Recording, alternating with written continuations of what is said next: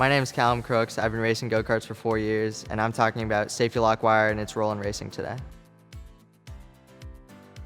I started racing go-karts in about 2021. We had this old kart that we put together, and it sort of grew from there. We try and race at the highest level we can.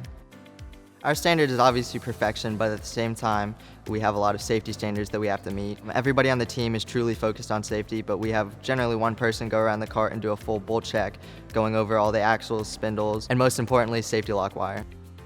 Safety lock wire keeps everything where it needs to be, and especially keeps myself and other drivers safe. In this high-stress racing environment, things are going on quick, everything happens fast. We have to make sure that everything is where it needs to be and nothing can fall off these go-karts. That's why I partnered with Sunset Wire to show how safety lock wire is used on my car and in the racing industry. Safety lock wire is used on these karts in critical positions such as the brake system, steering, keeping front-end components attached, and our bumpers, in order to make sure everything stays safe and nothing falls off. Because of how important safety lock wire is, we try and change it about 2 months for every 6 to 7 races.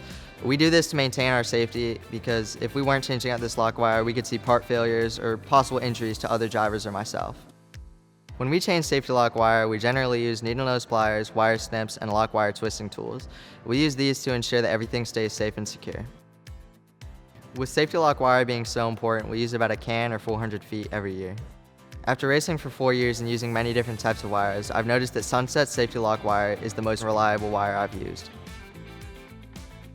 As a racer, I recommend Sunset Wire safety lock wire because it's American made and reliable.